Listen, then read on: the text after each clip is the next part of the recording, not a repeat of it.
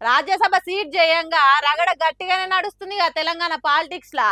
మీనాక్షి నటరాజన్ పంచాయతీ మీద బీజేపీ వాళ్ళు కాంగ్రెస్ వాళ్ళు మీదంటే మీదే తప్పు అనుకుంటా, మీ కుట్ర అంటే మీ కుట్ర అనుకుంటా బద్నాంలతోని బండలు ఎత్తేసుకుంటే, ఇయాలిగో హరీష్ రావు సార్ కూడా వచ్చి అసలు గల తేడైంది అనుకుంటా మీడియా చిచ్చాట్లా వాడి వేడిగా మాట్లాడింది ఇట్లా.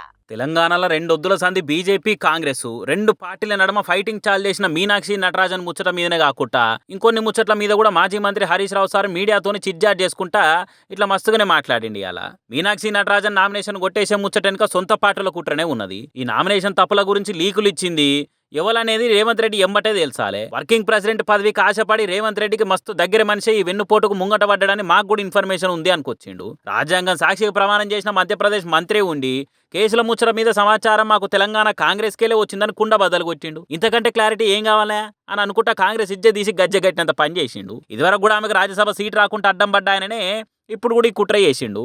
మరి ఇట్లా సొంత పార్టీ ఇన్ఛార్జికే వెన్నుపోటు పొడిచే లీడర్లు ఇంకా కామన్ పబ్లిక్ ఏం న్యాయం చేస్తారు ఏం కథ? ఈ నామినేషన్ కొట్టేసుడు కుట్ర మీద రేవంత్ రెడ్డి సిట్ విచారణ చేపిస్తాడో లేకుంటే ఇంకేదైనా విచారణ చేపిస్తాడో గానీ మొత్తానికి అసలు ఏం జరిగిందో నిజాన్ని నిగ్గు తేల్చాలని డిమాండ్ చేసిండు. కేసీఆర్ అద్భుతంగా సెక్రటేరియట్ కడితే ఆడికి own Revanth Reddy command control room ను ఆయన క్యాంప్ ఆఫీస్ గా మార్చుకున్నాడు. ఆడితోనే ఆగకుండా ఇప్పుడు ఫ్యూచర్ సిటీలో ఇంకో క్యాంప్ ఆఫీస్ కట్టుకుంటున్నాడు. చూస్తుంటే చదువు శారుడు బల్పాలు దోషాలన్నట్టుగానే ఉంది సీఎం తీరు అనుకుంటే ఎక్కిరిచ్చిండు గట్టిగానే.